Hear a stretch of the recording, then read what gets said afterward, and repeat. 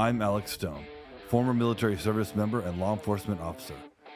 Now CEO of Echelon Protective Services, one of the fastest growing private security firms on the West Coast. And this is Ride Along, where our guests and I witness firsthand the issues affecting our community. I believe our proven method of enacting meaningful change through compassion and understanding is the best way to make our streets a safer place and truly achieve security through community.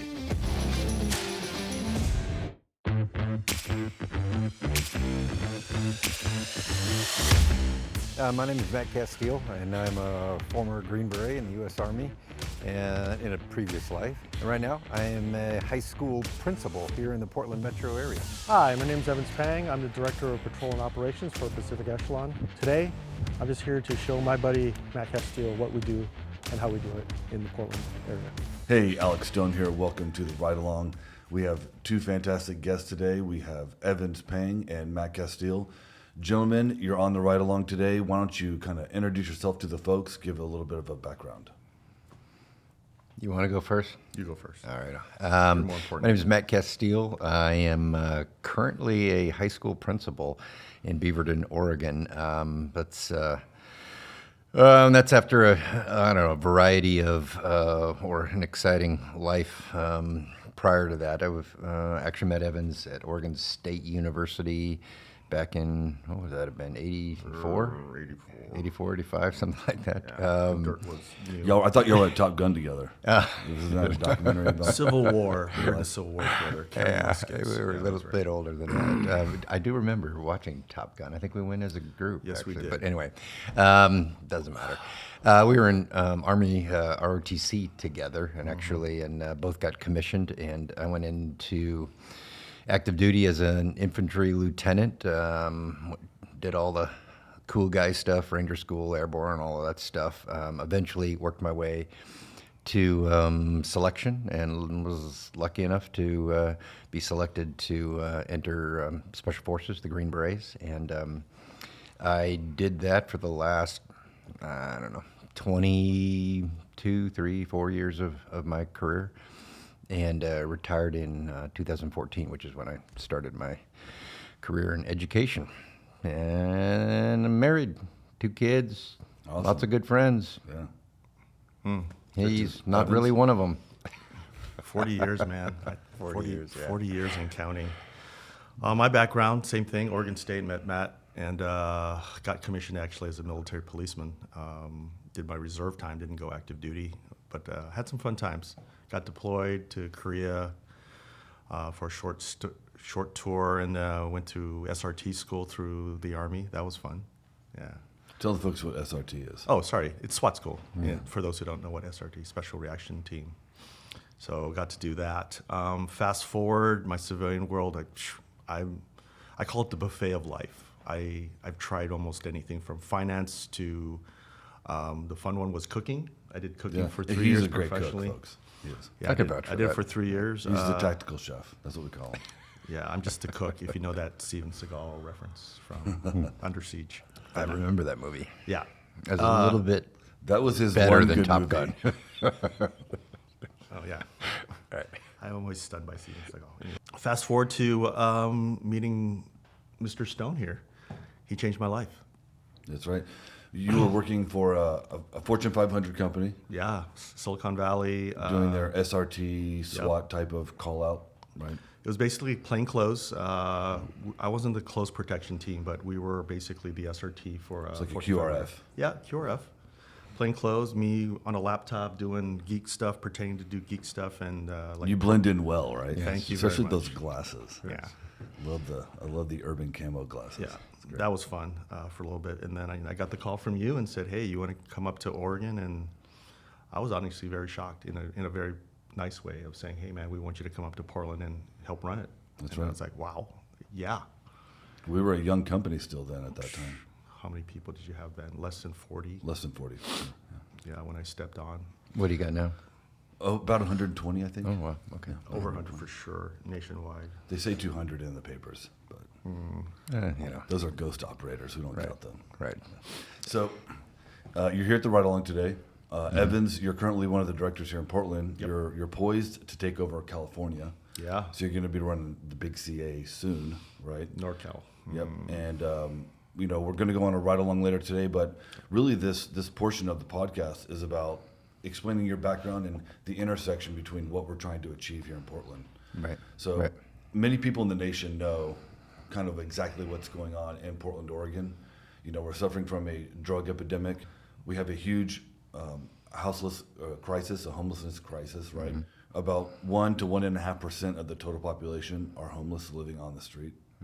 And so, when we came into this market as a security company, both me and my business partner, Reed Kerr, we realized quickly that in this industry, most people are paid to not deliver results, right? Most people have security because they need it for insurance purposes. And, no one really expects anything from their security teams. And we realized quickly that we were kind of stuck between two models, that law enforcement model, which never works because security isn't law enforcement, and the observe and report model, which doesn't work because of the lack of emergency services. So Right. we quickly did a deep dive, and we looked OCONUS, we looked outside the United States to see successful security models. And luckily, I've spent some time overseas. I was able to partake in some of these models. You did as well on the ODA side, right? That Special Forces side. Right. And that's kind of the model we went with. We decided that just a regular security force wasn't gonna work. We had to have a level of intelligence. We have major criminal operations. We have Central American gangs. We have cartels. We have street gangs, nationally recognized Crip gangs, rolling 60s, things like this, engaging in trafficking of narcotics, humans, things like that. Right. And so we recognized quickly we needed a level of intelligence to work from if we're going to be strategic and actually Right. deliver results. We also realized really quickly we needed a way to take the drug dealers' customers away. The people they enslave, they'll give them a month of drugs, Right, and right. now they basically, the drug dealer owns you. Right. You're constantly stealing things, petty theft, bike, going into a Rite Aid, going into a pharmacy store or a clothing store, constantly stealing stuff to pay off that drug dealer. And we realized we had to be a non-governmental organization, an NGO, nonprofit. And so this kind of coalesced over a 6-month period, this type of thinking. And we're working directly with the houseless community, getting them into shelter. So last month alone, we sheltered or transitioned into services like detox, getting people back with family, home care, faith groups, right? We transitioned more than 150 people last month. Right. So in that 30-day period, we would contact people in their tent or on the street, passed out on fentanyl, and we would say, hey, we know you're not living your dream, right? When you were in 2nd grade and your teacher asked you, what do you want to be when you grow up? Did you think you would put down, I want to be a drug addict in Portland, Oregon, right? And they always say, no, I always wanted to be this, or I thought I thought I'd be a teacher, right? And we tell them, well, today I'm gonna help you live your dream. I'm gonna get you off the streets. We're gonna get you into a shelter. You want to do that? And we get a pretty good response rate because we're there every day. They know us by name. Right. And so this is kind of the security model we've chosen. It's a community transformation, holistic approach to security services, right? And so from your background, I'm kind of interested in what you think that looks like and kind of give an example of overseas operations where you were able to participate in that type of security model overseas as that security portion.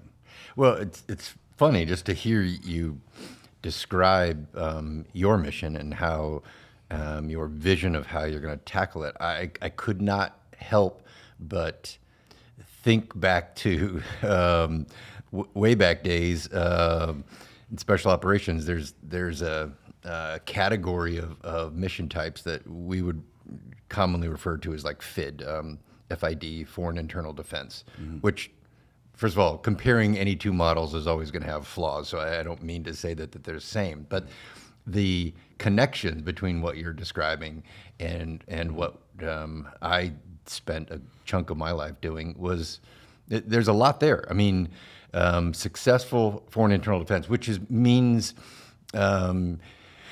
one version of it is to go into another country and try and help them. In a nutshell, it'd be like putting down an insurgent. Now, that's different than your mission. Obviously, there's a human enemy here that foreign internal defense needs to deal with, and sometimes kinetically. That's very different than what you're doing.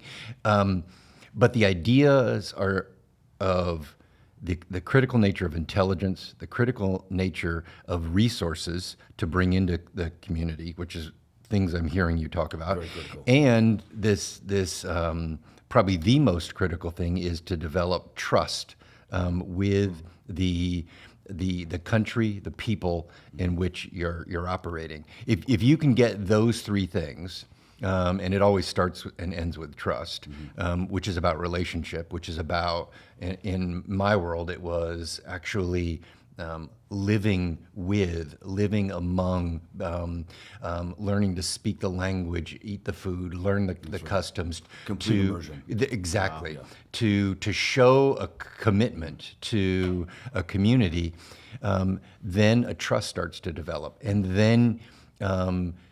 then you can start to use the combination of intelligence and resources to actually lift communities up which is the best way to fight an insurgency is to dry up an insurgency. When an enemy can no longer find safe haven, can no longer find recruits, a community that's willing or necessarily has to support them, then they fade away. And you don't have to fight them anymore because they simply can no longer survive in that environment.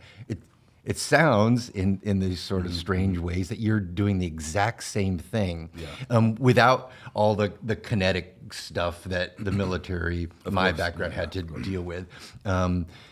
Anyway, it was just fascinating. Just those 3 minutes of explanation, it like set me back, 20 years. Ideally, you're dealing with community leaders, whether it's just a subculture on the street. Absolutely, right. And we're building that trust every day. And a couple of things that we've noticed that I think are overlaps is, number one, a community without hope is easily enslaved. Absolutely. Yeah. Absolutely. And a community without hope will always bring recruits to radical groups. That's right. Right? So building hope, which begins with increasing self-worth, and increasing agency. Yep. Right. Yep. Hope comes from worth and agency. Yep. That's kind of the triangle of hope, right? Absolutely. And so we go in, and in most of these urban models where you're trying to offer personal transformation, we call that the Field of Dreams model from the movie where they build a baseball field in the middle of nowhere. Right. Yeah. And Again, another movie better than Top Gun, but Kevin whatever. Costner, right? that's like a Gen X thing, right? Everything has to go to a movie. Right? I don't know. And so, Or Kevin Bacon. yeah, Yeah. who doesn't love Kevin Bacon? I love bacon. Well, yeah. I don't eat bacon. That's a long story. More for me. So we have the Field of Dreams model where people with the power, right? So there's a power dynamic always in place. The people with the power stay up in their office spaces, their $1 million office spaces, right? And they say, if you need something, come and see us. And what they're really saying is, we want you to abandon your tent so you'll get robbed, go steal a shopping cart, take all your items, put it in a stolen shopping cart, push it for an hour or two in the rain or the sun, and then go wait in line for 4 or 5 hours with the hope that you'll get an answer. Right. And all that does is deplete someone of agency, and it depletes them of worth. Right. And it actually increases that power dynamic.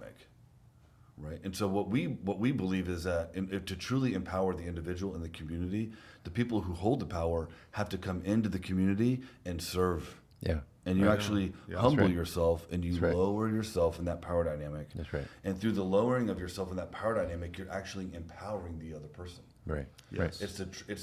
It's the transference of power through changing the dynamic, right?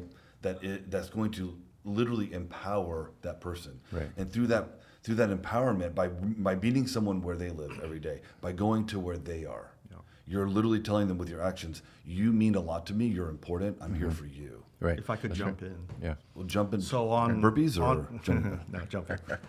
Just a little street stories. Yeah, literally taking a knee and meeting people houseless that are on the ground, seeing them eye to eye as opposed to looking down at them. Yeah, That exactly. physical energy changes, right? The dynamics. So, kind of giving you that prime example of, hey, I'm going to take a knee. Hey, how can I help you, bud? Talk to them eye to eye, respect them. I told a homeless guy who was beat up on the street and cold. This is during the wintertime. I loved him because he needed to hear that, I felt. Yeah. Right? And I got to know his name, and I see him on the street now. And sometimes I'd say, hey, Thomas, put your clothes back on, to, hey, brother, can I get you something to eat or a cup of coffee? So, yes. I think the other thing to come circle is, I know this is overused term, but hearts and minds, right? We're winning hearts and minds. Hearts and minds, I love Yeah. that. Yeah. It's something that's been in insurgency and counterinsurgency topics, but I think it's kind of come home domestically, right? And that's what we're doing in Portland. every- 100. Yeah, every day. we're right. nation building in our own nation. That's Yep. that's exactly right. That's Scary exactly but right. true. Very And again, I don't want to overemphasize potential connections between my old world and what you're doing here, but the most powerful things we were able to do, most of my experience in this was in Afghanistan, was getting into an area, living there, getting to know, again, there it's a tribal system, and so you really had to earn the trust and friendship with the tribal elders. And then it all became about where can we put clean water wells? Where can we run small mid caps and maybe build a small hospital? Where can I help this community build a school so kids for the first time in decades can learn to read and write in their own language? Same thing. It is trying to lift them up, give power to their structure, their comfort level, and better their lives. Give hope. Provide hope, a vision for a better future, and that's what all people want for themselves and their kids. They want to have a bright, hopeful future, and then in a world like that, enemies have a much harder time living. And I don't care whether that enemy is an insurgent or it's drugs or it's crime. That's not a place where they can find strong footing and survive and grow. What we realized was in that field of dreams model, you're dealing with, when you force someone out of their space and you take their worth and agency away, and they actually show up to an office building, you're dealing with that person as an individual. Right. Yeah. So you're always going to be locked into the personal transformation model, right? But when you're embedded and immersed in a community, something different happens. You're no longer just operating out of that personal transformation model. You're actually working in a community transformation model. Yeah. Right? Yeah. When you're Well empowering multiple persons that are already part of the same network, then you're actually, the self-empowerment dynamic becomes a community empowerment dynamic, which is what I found was so unique in that ODA intelligence model, right? And I think that we actually have seen this. I think that we've seen this firsthand. What the principle that we go by, or the kind of the adage that I like to talk about how this works is, they say if you give someone a fish, you give them a meal for a day. Right. If you teach someone to fish, you give them meals for a lifetime. Right. But if you teach a team to fish, you can feed an entire village. Yeah. That's a good point. Yeah, I like that. Right. Yeah. And so what we're doing is we're not just teaching the individual. See, this is where the model fails.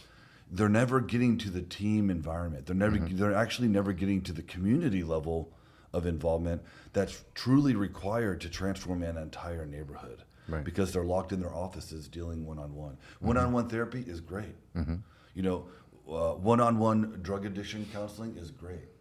But at the end of the day, if you want to transform that neighborhood, if you want to make sure that you're getting such a high level of community engagement that criminal organizations are like, hey, we can't sell dope here anymore. Right. There's too much engagement. There's community barbecues. There's faith groups out doing whatever they do, right? You have all this level of engagement that you can no longer feel safe because there's too many eyeballs on the street. Right. Right.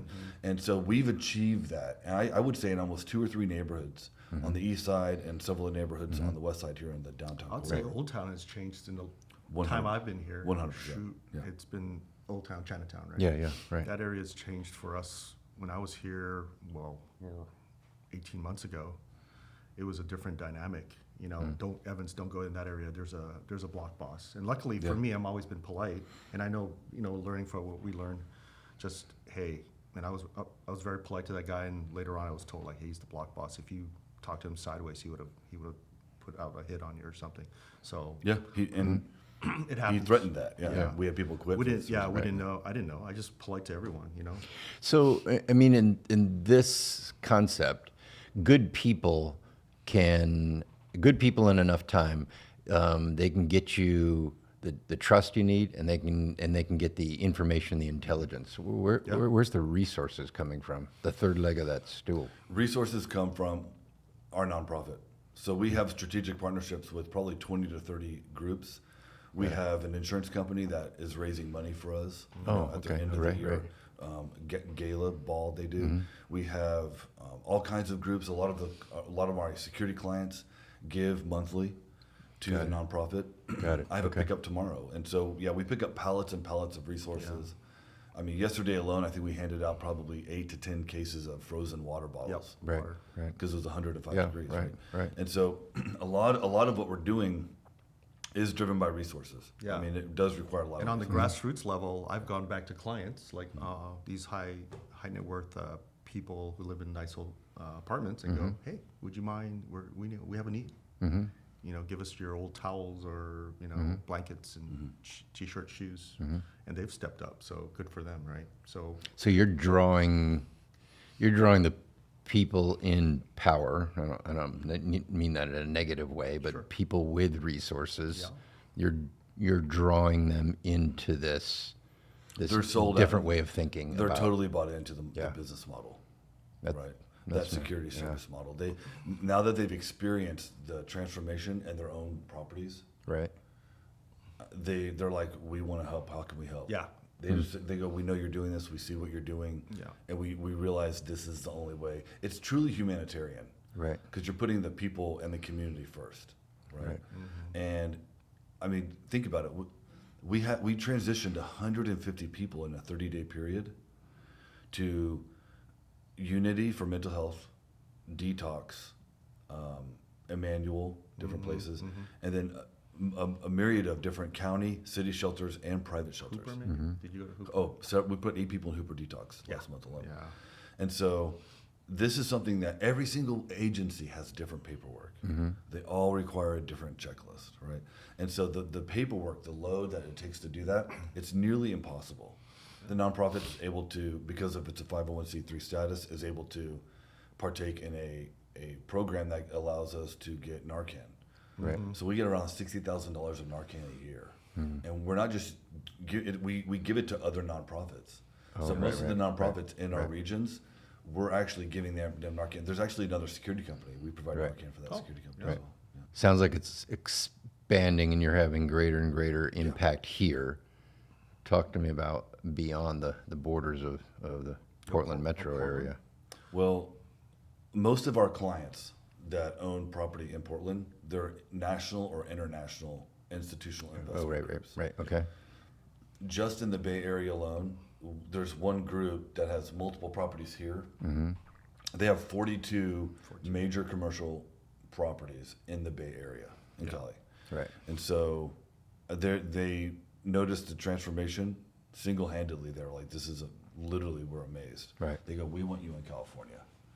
And so, I mean, it's literally that simple. I mean, people are just like, we need this everywhere. We Yeah. need this in Seattle. We've been invited to every state we're in. We've been invited to. We haven't had to run any marketing programs.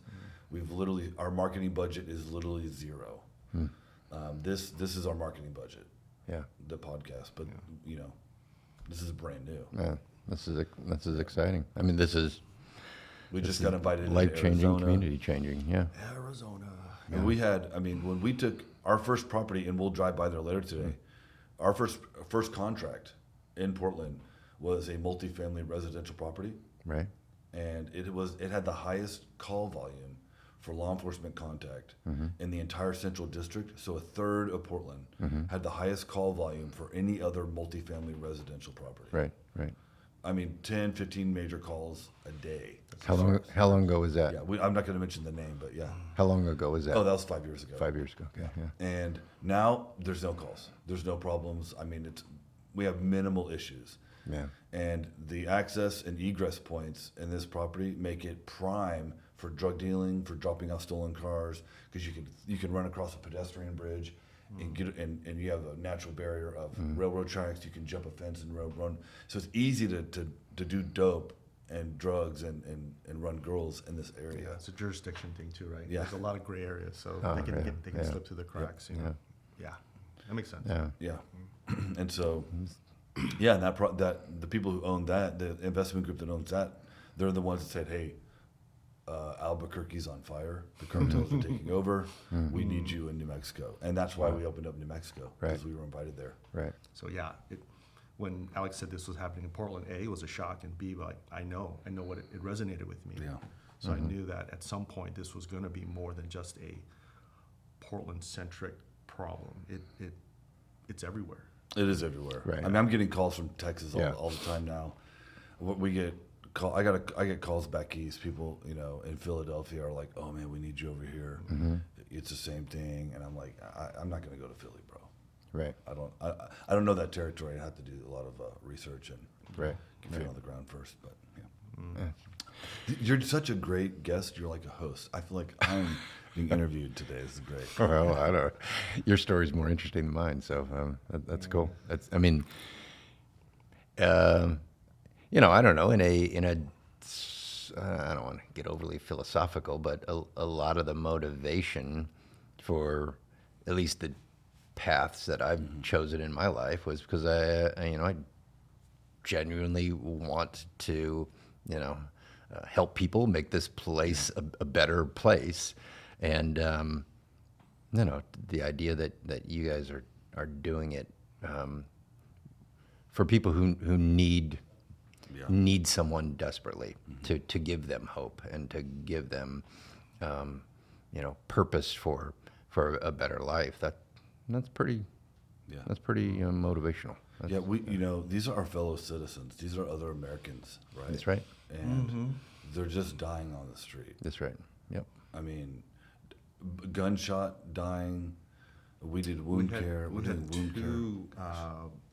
two gunshot incidents in the last 4 days. Yeah. Yeah. Yeah, last Thursday and then one on Sunday morning Right. in the local area. Yeah. Yeah. We had one of our guards witness someone get shot in the head. They witnessed it right there when it happened. And so it's violent. Yeah. This is a lot of real street violence. Right. And, unfortunately, there's no will and to, bring back the law enforcement and the numbers that are needed for them to not just be out taking calls, but actually being engaged as community members. Right. And I don't think that I don't even know if that's ever going to be a possibility in the future. I don't know if the will in these urban areas. I just don't think that that's ever going to be viable. I think that we need to really rethink, how emergency services operate. Yeah, I agree with that. Yeah. Well, we could talk about this for days. Yep. Right. We all live in problem areas. We know what that's like. Being a principal, I'm sure you're seeing an uptick in drugs, right, and issues like that, gang violence. Yep. And we're not going to mention where you work, but as an administrator, that's a big problem. It is. I for a story that's not worth really telling now, but recently I was in a conversation with one of my superiors who was questioning some information that had gotten out into the community about the level of houseless students that I have at my school. And so I just did some real quick research, pulled up the lists of the current kids that I have on McKinney-Vento, which legal things just around dealing with houseless, homeless families. And I have 14.2% in my high school. Yeah. That's high. That's high. So think 1,600 kids, 14% of them. Almost 200 kids. Right. Which could mean that you have just multiple families living in a single apartment. You know, all, it doesn't mean that they're Chronically on the homeless, street. but transitioning so much so. That's right. That they don't have an actual That's right. home. That's right. So 14% of high school students in my school alone who may not have a bedroom that they can go home and even study, do the work that you would expect a high school student to do. Yeah. Or they may have a bedroom, but there's also 3 or 4 other students living in the same, or any scenario like that. It's just an understanding and an appreciation for the fact that there are a lot of people around us that do not have the stability, maybe the hope that some of us take for granted. It's a call for service and action and concern. So yeah. I grew up in that category. Yeah. I went to 17 schools. I lived in 6 states. Yep. Transitioned in and out of care. My brother was adopted by a separate family. So yeah, I mean, it is hard. I remember I never did homework. Yep. I mean, I didn't have a room either. Right. I never had a room growing up until my grandparents. I finally been doing with my grandparents when I was in high school. And so it's hard, you know. And I guess maybe that's part of the reason I do what I do is because I've kind of experienced that. Yeah. Homelessness as a child, and I'm not going to let it happen on my watch. Yeah. Good for you. We need more people like that. Yeah. We need more people like that. Yeah.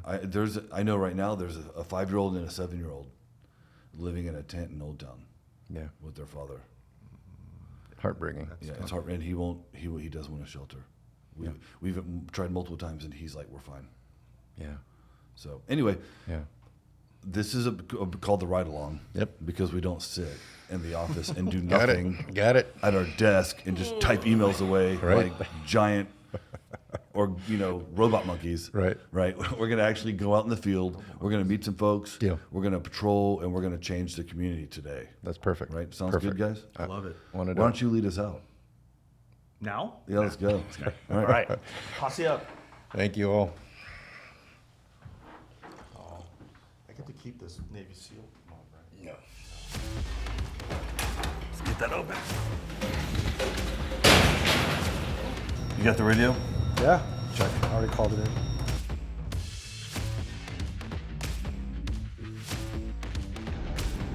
Just the other day, here in the Pearl District, middle of the day, around 3 p.m., we had carjacking. Like 4 blocks over. And elderly couple, 2 guys jump out of another car, ski masks with firearms. Boom, boom, boom. We want your car. Pull up, rip out. I mean, this is like a Wednesday at 3 p.m. In the Pearl District. So there's an active serial killer right now. Oh, yeah. In Portland. Yeah, I read something about that. One of the victims was a female prostitute here in Oldtown. One of the guards had information about that after there was a reach out from the DA's office. Right. Very difficult. It does seem like in a lot of ways you guys would end up with better sort of, on the ground information than even the police, just where they're coming. They all seem to be all in the mood. They don't have the time to stand there and chat with people. Especially in Portland, the lack of services. A lot of these frontline police officers, they're literally every day going call to call. Right. 5, 6, 15 calls deep. And I've been there. Yep. You've been there in law enforcement. And you get calls stacked like that, and you're talking major calls, domestics, stabbings, and you don't have time to sit back and kick it. And in uniform, it's hard to gather intelligence in in a uniform. Right. Very, very difficult. As you know, being in the Green Berets, a part of what y'all do is that overseas operations, like intelligence gathering. Right. I think that definitely, and this is from my time in Africa, the Middle East, there's definitely a warlord culture on the street level. So you'll have block captains, you'll have Bloods, Crips, 60s, Aryan Brotherhood, prison gangs, right, running certain blocks, and you really need to establish yourself as a presence in the neighborhood because they know we're not police. Right. But we still establish ourselves as a real presence to where they have to deal with us. Right? And I think once people know, hey, don't fuck with these guys. I hate doing that's the language, street language, but it makes people comfortable giving us information, especially information on their enemies. Right? Yeah. I mean, that's really what it comes down to because there's so much competition with drug dealing right now in Portland. They don't have a problem giving up other gangs and other cliques. They love doing it. I would say they love doing it. It could be as basic as even watching our backs. That's Golson right there. Yeah. Golson's And, one of our key guys, fantastic. man. He's like a gold standard when it comes to patrol. Yeah. He's the one who got into the use of force today. You might want to give him kudos. What's up, Golson? What up, T? What up?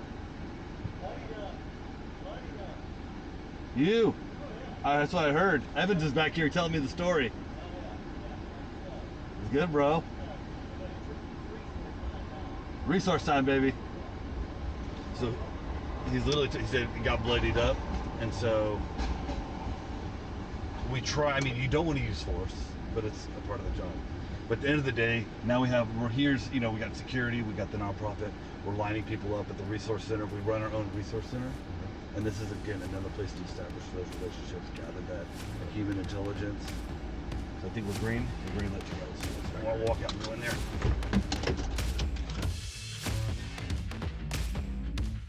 You ready? All right, Yes, let's sir. roll. So as they're watching, they're going to be looking at us, and they're going to see us. They're going to go and tell the other people. Right. And then that's when you know that it's a couple area because they won't be able to sell dope here. Right. And that's really what you're looking for. Lockdown. Yeah. You're looking for people looking at us, Right. kind of curious, and then they walk away. That's the look. So we're going to go inside this resource center. This is our resource center. Okay. We set up a nonprofit. Again, that whole NGO kind of idea, human intelligence gathering. You got to have a real network in place. You can't just have people in uniform always walking around. Right. And so we'll introduce you to Leif and Terrence. I think they should be inside. So What services roll out of here? this is our resource center. So clothing, food. Right. People work with us. We work with them. We ask people to come hang out with us. We let them go shopping, get different things. Right. This is loving one another. This is the resource center. Got it. What's going on, guys? Hey Evans, where you How at? you doing? Matt. Spencer. Cousin Nice to Matt. meet you. What's up, buddy? How you doing? What's up, bro? Hey, man. Yeah. Good? Yeah. All right. Evans, how you doing, brother? Hey, good. How's it Good to going? see you. Good. Good to see you. Hope you're doing well. Doing well. T. What we got going on, sir? Nothing, man. We're just out here trying to serve. Any shoppers today? We've had about 7 shoppers today. Yeah. Nice, So it's okay. we open it up about usually about 3:45 Yeah. to 4:30, about 45 minutes, and so they can get the temporary supplies. How many that they people need. do you think we transitioned into sheltering today? Today we got 3 into shelters and 14 on a waiting list. So tent into shelters. 3 people were living in tents when we showed up Correct. today, and now those 3 people are now in shelters. Into shelters. We got Correct. 14 more on the wait list. Correct. Boom. That's awesome. Another 3. Another so 3 more. 17 total. Awesome. 17 total. Incredible. Yep. All right, well, let me show you around. Let's see, show you what we Deal. got here. So Deal. for tomorrow morning, because they didn't get them until the afternoon, and you know that if you don't get them in there right away, Yeah, you before don't get a spot. You gotta get there early in You the gotta morning. you gotta get in there before 11. Yeah, for sure. Otherwise, you don't get in. So if they're on You a wanna waiting break- list yeah, exactly, today, break does it that down. mean that they can get in the morning? Doesn't always mean that. Yeah. So there's only certain, so the city has a certain amount, a lot of beds. Around and we- 213. Yeah, we work with the Total suburb- for the city. Yeah, that's it. The county has over all the 2,000. beds. Let's go. So, but they'll be, so I'll get them on first thing in the morning, depending on how many the beds the city has. We'll get them in. If not, then we'll just go over to the next day. How long So can they stay in a shelter? they stay there as long as they want to, and that's how really you get transition into more permanent housing. Right. So that's really how they're doing that right now. Is you go through the shelter process, and then usually within 2-3 months they can get you into something permanent. So what do you do out of here? I mean, I can see the clothes, shoes, right? Give him a tour. What Give him a else? tour, bro. Yeah, so this Come is around. so we this is where we kind of have more of the temporary needs of people. Right. You know, if there's somebody on the streets and they don't have shoes or they don't have clothes or Right. or say Echelon comes across somebody and they call me and say, hey, do you have any shoes, size 12? That's what we just did. You got any pants this size? We'll make sure that happens for them. Got it. They can get their stuff for the people on the street. So, I mean, the goal is to do is long term, right? For us, we want to transform their lives, help them transform their lives. But there's also the temporary need too. Clothes, blankets, shoes, pants, whatever it is, and food. So we have all that stuff, and then we have. Oh, you're good. You're good. And back here we have just like, we have women's feminine products. We got wipes. We got Narcan. We got all kinds of stuff back here, and then. Hello. Back I'm here Alex. where we keep all of our Nice to meet all of you. our water. So we have excess water. So, for us, or if Echelon calls, so like Thursday, I'm going to pick up about 120 cases on Thursday. Got it. But you go through that pretty fast. Yeah. It's going to be 95 degrees starting tomorrow. So, when it comes to food and all that kind of stuff, we always try to take them to point them to the Blanchet. Get your food there. But like we have a deal with Subway where if they miss dinner at Blanchet, they can go to Subway, and then I pay the bill for that. If they go in like once a week, I pay the bill for that. Can I take that slide over there? Just try to do the little things that turn into the big things. Just trying to build these relationships. It's like, a lot of times we'll go through, for a whole week and talk to the same person. They're not ready to go yet. And we just plant a seed going, hey, when you're ready, we're here. Yeah, I might have And to we go buy some. Hey Tom, how you doing? What do you need today? What do you need today? Meeting that immediate need is really the key to de-escalating a situation on the streets. Spencer took a call the other day. Originally, they sent a security officer. The guy squared away. He's done private investigations, law enforcement for years. Showed up and said, hey, I'm in uniform, I'm wearing a gun. Maybe we need a better look right now. Because the guy is pretty escalated. Call came Suicidal. in as possibly actively suicidal. So Leif shows up. You want to tell him what happened? Yeah, so I showed up. I walked over and sat with the guy and just sat there and listened to him. I knew David. I guess I shouldn't say names, but I knew David. Yeah, that's okay. Could be a street name. Most of the time, David's he's a mentally ill guy. Has delusions of grandeur quite a bit, and but so after about 15 minutes, I walked up to Safeway and we got him something to eat and got him something to drink, gave him a few cigarettes, and I said, "Are you suicidal? Are you homicidal?" He's like, "No, I just needed something to eat. I was tired. I was hungry." Yeah. So it's the little things, right? Little So- things. Sometimes just a cigarette. Right. We had a guy losing his mind in a parking lot about 3 blocks from here. Right. And they called Portland police. Portland police pulled up and they were in a stack waiting to go in to deal with it. And one of my guys was like, hey, I know this guy. I'm just going to walk in, and gave him a bottle of water and a cigarette. And the guy calmed down and walked away. Yeah. And so it's really it's that first level of service Right. without having, and if the, law enforcement loves it. They love do. it because we handle a lot of calls that really they don't need to be handling. Right. Or even sometimes people law just need enforcement call me and say, hey, you got a blanket, you got a pair of pants, you got a pair of shoes, and we have a beautiful relationship with law enforcement. So That's good. yeah, Good to hear. It is, because it's going to take everybody to solve this problem down here. right. So, and that's when I worked for Echelon. That's how it all started. It started with pushing people across the street in wheelchairs, or giving a cigarette, or buying a sandwich, or I took my vest and gun off, concealed carry when I was working for Echelon, and just because I wanted to be approachable. And it took about 6 months of every day being down here, and not just acting like I care, but really caring about the problem, right? Right. You got to build those relationships. Without those relationships, man, you're sunk. Yeah. These people have to trust you.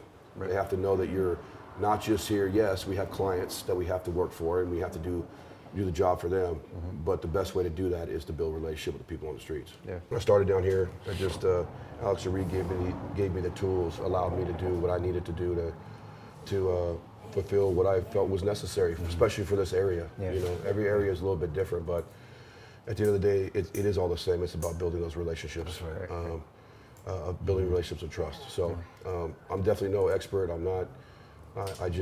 I love people, and I hate to see what's going on out here. And I figure if we can do our part, and we can get others involved and do their part, we can make a dent in our community. Right. Just put me to work. That's all I want to do. So Become I don't like being in meetings. I don't like pushing paper. I want to be out here where we get down and dirty out here. So That's what's up. so I mean that's really what it's about, man. So Really inspiring. so Really moving. Yep. most of the time most of the time you come to work and it's amazing, and sometimes you come to work and it's hard. Yeah. It's hard. When I first started, I wanted to save everybody. Sure. And then I realized that you got to save the ones that want to get saved. That's right. And plant a seed for those that don't, you know? And it's like I always tell them, listen, when you're ready, Terrence is here, I'm here, Alex is here. Whenever you're ready, you have to be ready. They have to be ready to do it. Yeah, you know? be ready. Right. So, but also helping them get ready to do it is people showing up every day and going, hey man, we love you. We want Every you to do day. better. Yeah. We want better for you. Yeah, you, so you have we're potential. not, You're awesome. We're not stuck inside this building every day. We're going into We're the never neighborhood. here. We go to every single tent, every day, multiple times a day. And I would say, I think around about 85% of the time, 90% of the time, the people are completely resistant to anything. But what we found is 100% of the time, they want help 2 times that week. So if With you go, something. they want something. Yeah. So if you go by every day, Right. there's a 100% chance they're gonna want to build that relationship. Right. You just got to go by every day. Right. If you want that person to feel important, if you want to build hope and agency and worth into that individual, you need to go to that tent and contact them at the tent. Right. So that's what we do. And and I'm not saying that like we're out here just giving people everything. Here's the thing. I always tell them, I'm gonna take 5 steps towards you. I just need you to take 1 step towards me. That's right. You take 1 step, guess what? I'll take another 5. You just gotta take 1. That's Just let me know you're ready. Yeah. Because it's very time consuming. Right. And not just time consuming, but it can be exhausting. Sure. You know. Hey, Yeah. A lot of wolves out here, and that's why we gotta be the sheepdogs. Sheepdog, right. We're sheepdogging it in That's downtown a Portland. great analogy right there. Yeah. Yeah, good talk. Well, we're gonna head out. Yeah. Let's do it. Spence, appreciate Okay, the man. time, bro. Of course. Real pleasure, man. Pleasure, man. Real, Absolutely. real Appreciate you coming out. And thanks for what you're pleasure. doing. Thanks, buddy. Thanks, brother. Okay, One man. love. All right, man. See you tomorrow. Yeah, you guys are Heroes. T, appreciate you, bro.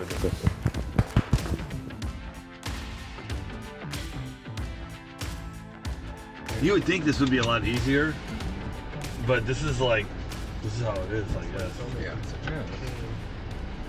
Yeah. In studio stuff is easy. You just sit down and talk. Right. That's why everyone just has podcasts, because you just sit there and talk about it. Hey guys, how y'all doing? yes. How many people you got on the street right now total? We have about a little over 50. Yeah. 60. 50. Nationwide, we have 105. You got 6 right there. Yeah. Yeah, and then you include other staff. Do you have enough to cover your Yeah. property right now? Obligations? Yeah. Oh yeah. Yeah. It's always a teeter-totter when I have to fight for manpower, like, hey, my guys are at kind of capacity, or hey, I can take on more property, or if the cup keeps having, they keep pouring water into the cup, right? I just have to keep. Yeah, and we will not keep a bad apple. Yeah. Like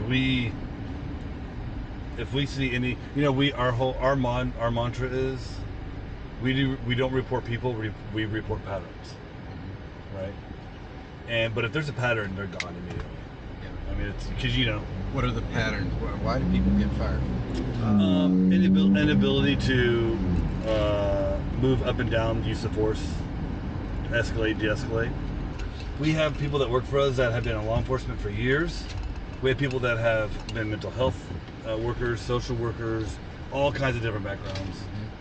And at the end of the day, they can all fail or succeed if they want to learn. And some people just can't learn. We have a pretty decent training program. Yeah, no, it's good. I mean, for security, I think it's top notch. Right. I mean, do we get a full 2-year field training program like law enforcement? No. Right. We do get several weeks, and then every week, like this Friday, we're gonna have training scenarios. So we're constantly running training scenario programs. Right. And that's it. Those are fast evolving.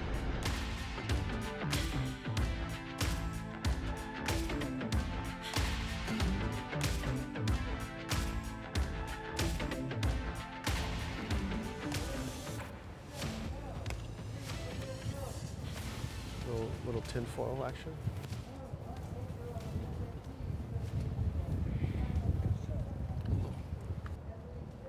So, open drug market. Yeah. Right? People can just do drugs, no consequences. Yeah, PD has a little substation right here, so, and they're doing, yeah. And I mean, it's, selling is illegal. There's people shouldn't be using, but it is what it is, Go. Are we ready to walk? Okay, cool. We'll work on this side. So when we came into Oldtown Right. about 3 years ago, just at that location, Lansdale, where we were, Right. where we drove through, Right. 27 tents. 27 tents. Right. Just on that one block. Right. And on the backside, we had a guy. He was a member of a prison gang. He was running a weapons cache. So anyone could go up there and get any weapon they wanted. And he was getting paid several $100s a month just to run this weapons cache. Including firearms? We never saw firearms in there, but yeah, they have firearms. Okay. We did an investigation at 12th and Taylor at a camp there. And after it was turned over to the city went in, made multiple arrests, and got multiple firearms Okay. Oh, out of that camp. So yeah. What's up, guys? So 27 tents, Right. criminal organizations running the street, Right. selling dope. Reed and I are doing an investigation one day. This is like a week later, and we're in the surveillance van, and we're not even looking at the property next door. We're looking at Right. Lansdale Chinese Garden, trying to figure out who the shot caller is. Sure. Who's Right. running the block. Right. And all of a sudden, a guy comes up, hits this dude in the mouth. This is across the street. Where's my money? Starts shaking him around. And he then goes into a tent and starts beating up a lady inside there, rolls her out of the tent right into traffic, like 10 o'clock in the morning. Right. Completely naked. She was in there with a guy, right? Because they're running prostitutes out of this tent. Right. And just a complete nightmare, man. I mean, this is the worst. Hey, how's it going? It's good to see you. Yep. This is And what we're so doing every you day. guys start working it. Yep. What does that look like? What does that mean that you guys move into that area? Yeah. It's a multi-pronged approach, right? And this is kind of that overseas approach that we basically model our company off of. And you have to attack it not just from the security model or even law enforcement, but you want to attack it as an NGO, as a nonprofit. You want to make contact, see if there's anyone there that it has a soft heart that you can get information out of, but also lead to a better place. Right. Right. If you can take those women that are being forced into prostitution off the street, you want to walk, just walk. If you want to take those women off the street and get them into a shelter, Right. that revenue source, that prostitution revenue source is no longer there. Right. You're taking that away from the criminals, right? Same thing with their clientele for drugs, right? If you can get people into rehab, if you can get people into shelters, that's less clients that criminal organization has. Right. What we always say is it's the path of least resistance. We can't stop the river, but we can block it Right. and Right. change the direction of the flow of the river. Right. We can save lives when we're there in the moment, but we don't control the city of Right. Portland. We're an enhanced service, right? We're here to augment law enforcement and fire and rescue, right? Right. That's our job. The goal is to remove everyone that wants help. Right. Even if And- they don't know that they want help yet. Yeah, and what we find is when we're out here every day, there's about an 85% rate of resistance to change. Right. So if you're a caseworker and you make contact with your person once or twice a month, every contact you're going to have an 85 to 90% resistance rate of resistance, right? But sometime during that 7-day period, they were at their lowest of their low and they were ready for change, but Right. no one was there to catch them. Right. You're not going to catch someone in their low point. The idea that you can just magically show up once a month and catch them when they're ready for change. I mean, how often are you ready for change? Right. right? It's when we've had us able to self-reflect or something's happened in our life that's given us the ability to say to ourselves, I think I need a change now. Right. So what we do is as a security company, we're out here every day. We're going to the tents with Loving One Another, with the nonprofit and other organizations. We're contacting people 2, 3, 4, 5, 6 times a day. Right. And that ability allows us to get more people in than most organizations can. Right. I mean, we're getting 90 to 100 people in shelters every month. Right. And that number is, if you think that only 3 to 4 people are doing that amount, the reason they're so successful is because they're not sitting in an office building. They're going by tents every day. Right. Right. So that's really the change, the difference. And when you continue to do that, so when we came into Oldtown, there were about 500 tents here. Now we have chronically what, 50? Less probably. Probably less In than Old Town? 50. Yeah, in Oldtown. Less than 50. So it went from 500 tents to 50 tents. So the people who stay, yeah, those are going to be the people that are really resistant. Right. But even in that group, we had a guy we've known for 18 years. I mean, he was on the street 18 years. We knew him for 3 years, and he chose to get off the streets. Right. He moved back to New York. He reconnected with his family. This happens all the time. We had a guy that he was the number one individual engaged in theft at a Target, and we got a call from a property. This gentleman was living in tents on an adjacent property. They were concerned about a lawsuit from the property that had the Target on its location, and they said, hey, we have this homeless person on our property. He's crossing over to this other property. He's robbing a Target. Yep. We don't know what to do about it. We're afraid that we're actually going to get sued because we're letting this guy basically stay on our property. Right. Right. And we sent one person over there, one of our directors, Mariah, for Portland area. She spent about 5 hours with this guy. 5 hours with this guy. He had 2 or 3 huge tents, like Bedouin style tents. Mm-hmm. Thousands of dollars of Target merchandise with the tags still on it. And she talked to the guy for 5 hours, and after 5 hours, he agreed to call his wife back in Florida. They reconciled on the phone. She drove him to TPI, got him an ID. We were able to get him a ticket back to Florida, to where his wife lives, and we put him up in a hotel that night, cleaned the entire campsite, gave all that merchandise back to Target. Right. Right. And all that took was a 5-hour conversation. The problem is no one is actually going to where these people live, right? Mm-hmm. If you're gonna go talk to someone and have a conversation about changing their entire life, you have to meet them where they are. Right. You can't expect them to come to you and have a meaningful conversation. That just doesn't happen in life. Right. Does that make sense? It does. Yeah. What do you need to achieve that goal? Is it just time with the resources you have, or is it greater resources, more people, greater capacity?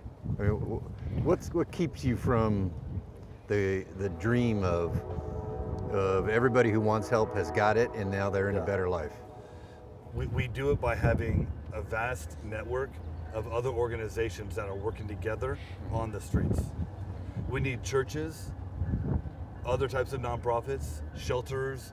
We need people on the street engaging people. See, look, right behind us we have a tent. There's like 20 people hanging out. No one's gonna come by and offer them anything. Now, right here you can come and get a free meal 3 times a day, but there's no one actually engaging the group right here. If someone, if someone was engaging this group 6-7 hours a day, this specific group, that group wouldn't be there anymore, right? It's obvious that the person on the yellow bike is a drug dealer. They just pulled up, they were looking around, digging in their pockets. They've already done 3 handoffs since we've been talking. I'm looking at them, looking at you right now. He's digging in his pocket, getting his more dope out to hand out. And so if you had people engaging this, community engagement on multiple levels, where they don't think it's just a security company, and it's not just the police, but it's all these different nonprofits. It's a cleaning services company. It's the property manager, right? This level of community engagement scares people away because it's so many eyes on the street that drug dealers no longer feel comfortable. If we just had someone giving tours at night and a group of people walking, 10 to 20 people walking around in tour groups doing historical architectural tours, that would actually scare drug dealers off. They would go somewhere else. So the more you get, as you increase community engagement, you're going to make that area a higher risk area to engage in criminal activity. Right? Most people think, if we just get more cops. But what you really want from the cops is community engagement. Yeah. Right? But when we get too many cops, that engagement turns into a civil rights violation that turns into a death, Yep. right? Because cops have to escalate. That's how you make arrests, right? And so then you lose trust, and then you fall. You take 3 steps forward, but you go back 5. Sure. Right.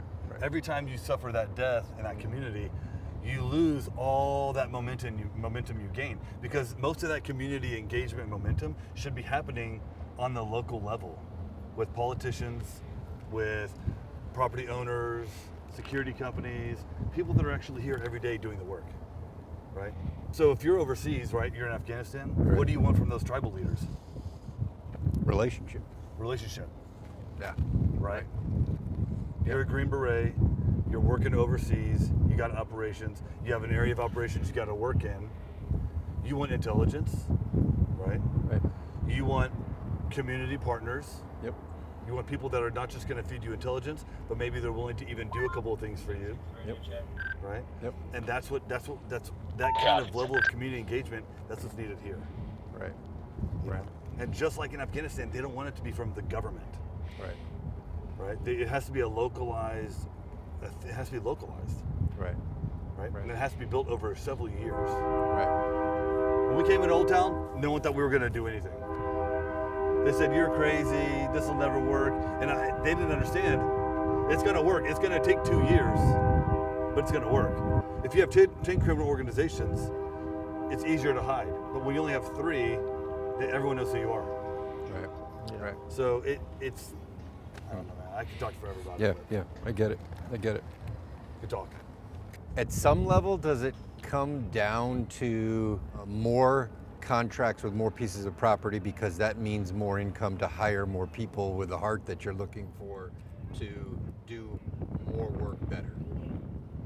Is that I think that's definitely at least a third of the pie. okay? You got to have the right security work, but you also have to have the right nonprofit work, Right. right? And then you have to have Do the the contracts also feed into the nonprofit? we as a company, we give a large percentage of our income to the nonprofit. Got it. Because at the end of the day, if you're not changing individual lives, you have no hope in changing Right. a community. Right. That's part of it. The other part of it is the intelligence services. So Right. we have full-time private investigators, and we have to know who people are. Right. If you're just walking around and you're doing security work, you're still in that reactive state. You're not doing proactive work. You're still reactive because you're waiting for something to happen, right? But when you know, hey, okay, this person, we know who they are, we know their MO, we know kind of crimes they engage in, right? They're at this tent over here, and so we start knowing these things. We can pass people up to our investigators. They'll kick that information back down. That's more helpful. So there's really Got 3 it. pieces. Right. There's intelligence, right? Right. And then there's the security work when you actually got to do operations, including Right. law enforcement. Right. Right. Like if there was a shooting, we found who conducted the shooting. We immediately told PPB. We had it recorded. We were able to hand that to them, right? Making that arrest made that corner over there, right, and this vacant property lot or vacant lot we were just at. No one wants to sell dope there anymore, right? Yeah. So it's being able to conduct the right type of intelligence with the right type of people, and then knowing exactly when to strike and Right. you know. Right. Yeah. I get it. Yeah. I get it. Yep. Cool. Well, let's go check out another spot. Got it.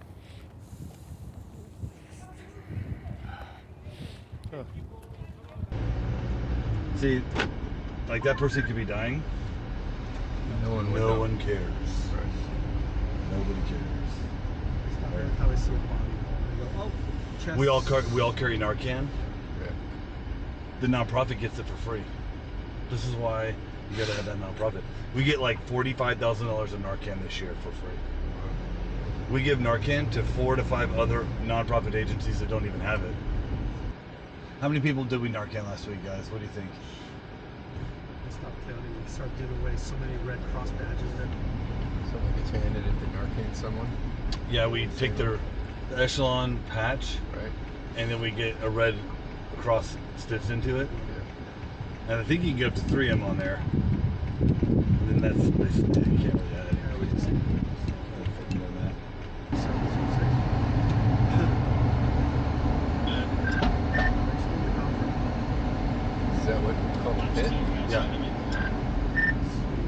About 80 people live there.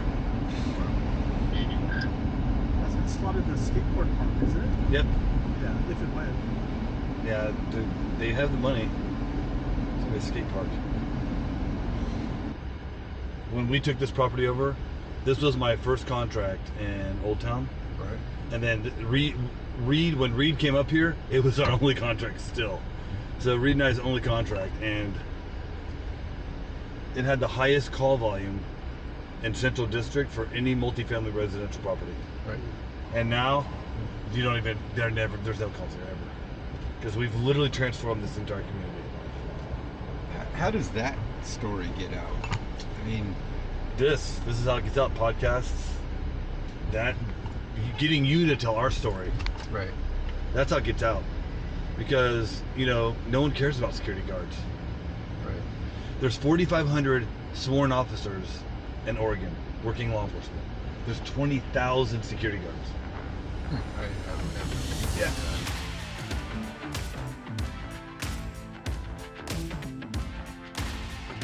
So this is the exact spot that we were talking about in Old Town. I wanted to bring you here to kind of explain just the geography and how it works. So we were just right down here in Old Town. This pedestrian bridge, if you're gonna steal a car in Old Town, and you're gonna ditch that car, you're gonna ditch it on this street back here, and then you're gonna run across this bridge. Once you get down on this side of Old Town, you can disperse in 5-6 different directions. You can jump in a tent. There's 100 different tents you can jump in really easily, right? Same thing on that side. So a lot of people, this becomes more of a high crime area. You have a lot of shootings and stabbings in this area. And Still now, today? yeah, oh yeah, still today. Yeah, we had a shooting just, 2 weeks ago? Austin jumped on the guy, got shot in the neck. NATO. Didn't care. It was on NATO and Everett. Yeah, so he would get into a shot or get into it here, and then they would run this way, come up. This is NATO down this corridor, and then they would just run straight across. And so you're constantly seeing the cops coming and going, trying to run across the bridge or stop or Right. So this is one of those critical choke points. So when we took this on as a first property, obviously it's very difficult.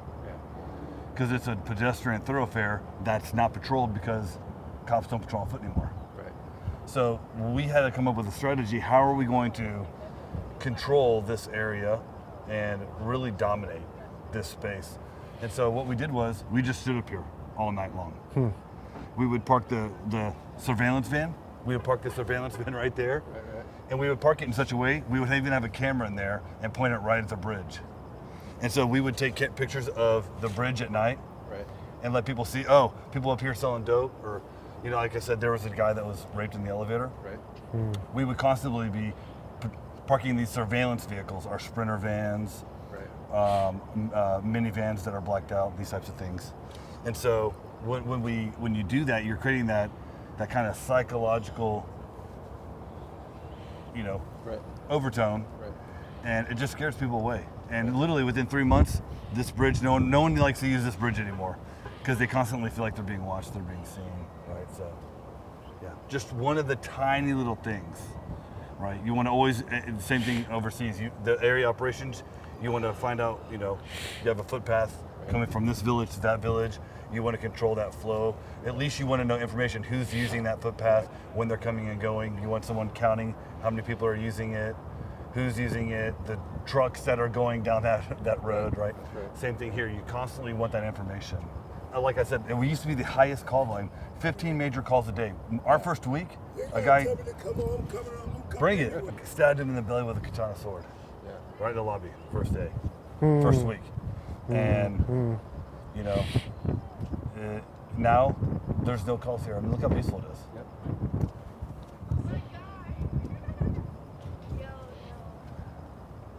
We got our guy up there. That's He awesome. just waited for me up there.